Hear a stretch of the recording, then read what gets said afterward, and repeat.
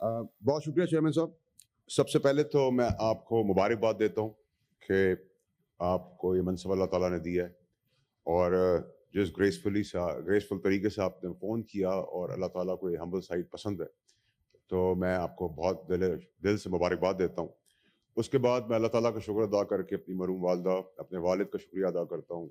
उनकी दुआओं से MQM और पीपल्स पार्टी ने मुझे इंडिपेंडेंट सपोर्ट किया, मैं उनका शुक्रिया अदा करता हूँ। और रिगार्डलेस मेरा क्रिटिसिज्म भी रहा उनकी तरफ, कभी सही भी था, कभी गलत भी था। मैं PTI का भी शुक्रगुजार हूँ कि कराची में जब उनको पता चला कि मैं कंटेस्ट कर रहा हूँ, तो उन्होंने बॉयकॉट अनाउंस किया नहीं, लेकिन अनाउंस कर दिया, तो मैं उनका भी शुक्रिया अदा करता हूँ। मैं उनका भी शुक्रिया अदा करता हूँ चेयरमैन साहब, जिन्होंने मुझे सपोर्ट किया, लेकिन उनका बहुत ज़्यादा करता हूँ जिन्होंने टिल का जोर लगाया मुझे रोकने के लिए। लेकिन अल्लाह ताला की मर्ज़ी नहीं थी, और अल्लाह ताला की मर्ज़ी थी कि मैं इलेक्ट हो जाऊँ, तो मैं हो गया। 2-3 चीज़ें हैं चेयरमैन साहब, मैं आपकी इजाज़त से, क्योंकि पहला इजलास है सेनेट का, मैं उनको 3 हिस्सों में जल्दी से फ्रेज अप कर दूँ। एक तो ये चेयरमैन साहब कि मैं तहरीक इंसाफ का हिस्सा काफ़ी सालों तक रहा, और मुझे चेयरमैन साहब ने बहुत कुछ सिखाया सियासत के अंदर। और जिस वक्त मैं, काश वो मेरी बात सुन लेते, जिस वक्त मैं निकाला गया पार्टी से सही बात कहने पे, उस वक्त पार्टी सितारों से बात कर रही थी और चेयरमैन साहब चांद से बातें कर रहे थे। लेकिन मैं निकाला गया, ठीक बात करने के ऊपर निकाला गया, और उसके बाद मैंने मॉरली, एथिकली, जो मुझसे कोई सीट वापस नहीं ले सकता था, मैंने वो सीट भी वापस की तहरीक इंसाफ को। उन लोगों की तरह मैं नहीं रहा जिन्होंने प्रेस कॉन्फ्रेंस की चेयरमैन साहब के खिलाफ, बानी चेयरमैन के खिलाफ, इमरान खान साहब के खिलाफ 9 मई के वाक़ियों की मजम्मत करके अपनी जान छुड़ाई, और फिर भी कुर्सियों पे बैठे रहे और बेनिफिट लेते रहे। मैं उनमें से नहीं था, और ना हूं आज के दिन भी, और उसी प्रिंसिपल पे खड़ा हूं कि अगर मुझे अल्लाह ताला ने मौका दिया है तो मैं इंडिपेंडेंटली वही सब करूं। शिबली फराज साहब हैं, मेरे कुलीग हैं, इस पर इधर बहुत सारे लोग मेरे साथ हैं जिनके साथ बड़े हो गए हम साथ साथ स्ट्रगल करते हुए। शिबली फराज साहब हैं, खड़े रहे अपनी जगह के ऊपर, बड़ी कदर है उनकी, और वेल डिजर्व पोजीशन पे आज बैठे हुए हैं। और मुझे खुशी है उनको देखकर कि वो एटलीस्ट वो बेनिफिशियरी नहीं है जो प्रेस कॉन्फ्रेंस करके दोनों तरफ विकेट के खेल रहे हैं, और शायद चारों तरफ भी आज के दिन को लोग खेल रहे हैं। इसी तरीके से मैं आपको सिर्फ ये बताना चाहता हूं कि चेयरमैन साहब, हमें अब rules of the business set करने पड़ेंगे सेनेट के।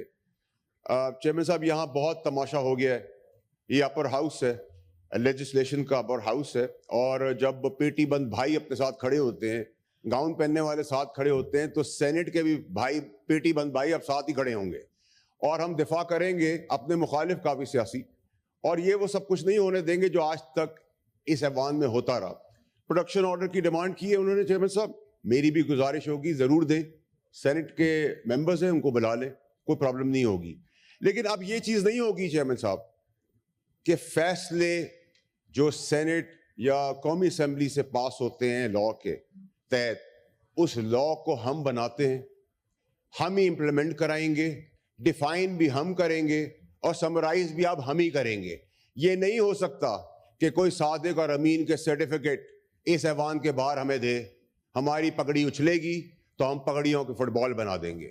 यहां मैं, तलाल चौधरी साहब और ऐसे बहुत सारे लोग हैं जिन्होंने बहुत कुछ सफर किया है, लाकानूनियत की वजह से आइन और कानून की धज्जियां उड़ते हुए हमने देखा है। हमारा कसूर यह था कि हम वोकल थे, हमने समेत मैंने उन लोगों को भी टेक ऑन किया जिन लोगों का आज भी लोग नाम लेते हुए कांपते हैं जब वो कुर्सियों पे थे।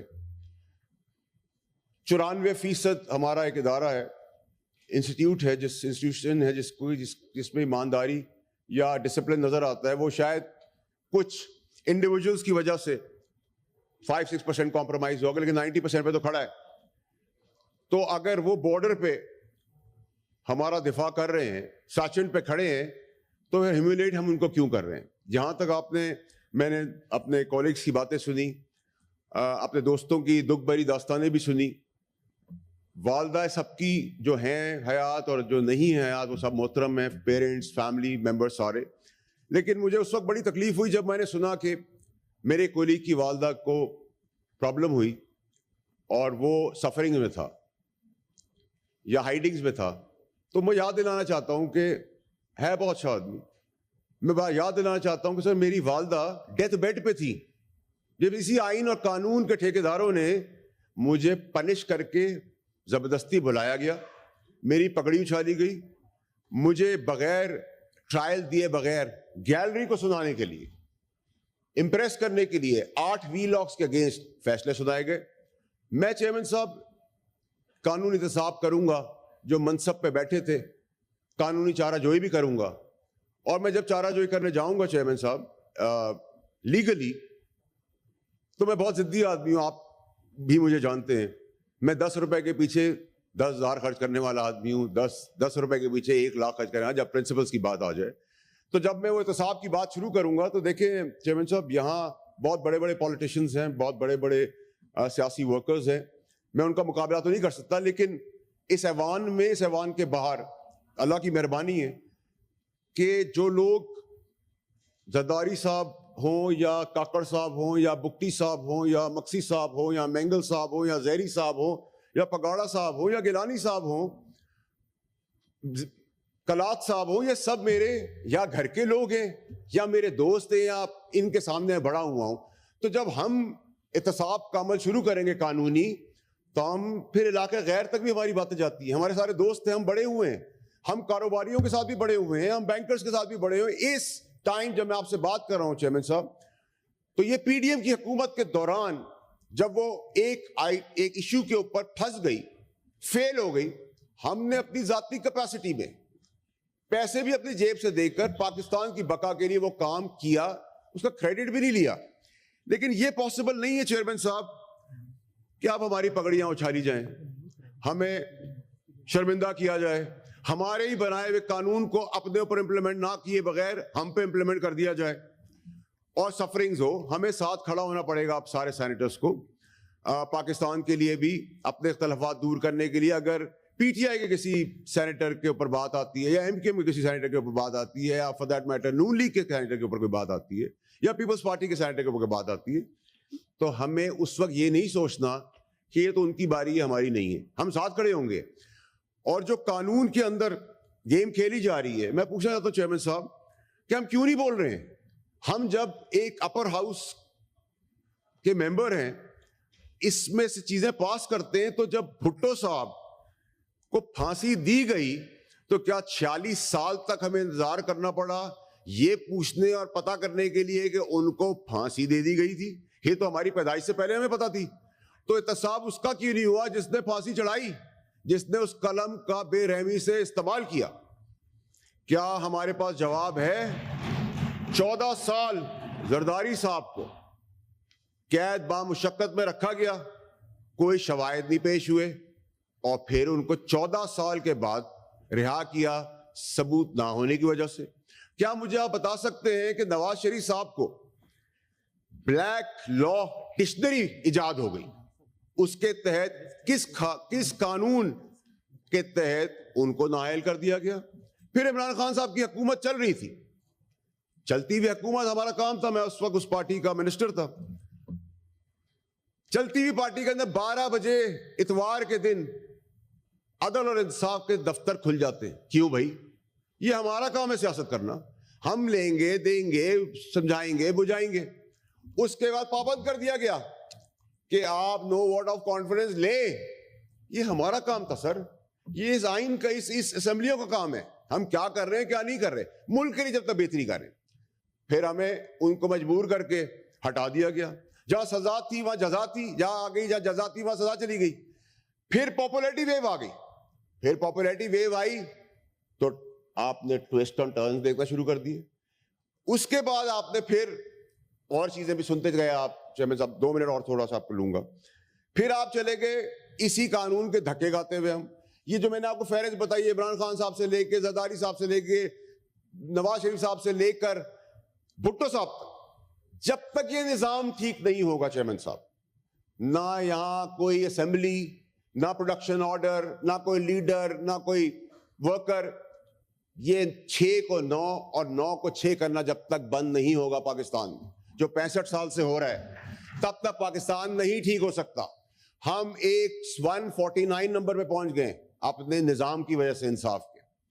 ہمارا ریورس گیئر لگ ہی نہیں رہا. جس سپیڈ سے ہم چھکے چوکے مار رہے ہیں, مجھے نہیں لگتا کہ ہم 300-400 کی سینچریاں بھی کراس کر دیں. کرکٹ میں تو ہمیں دیکھنے مل نہیں رہی.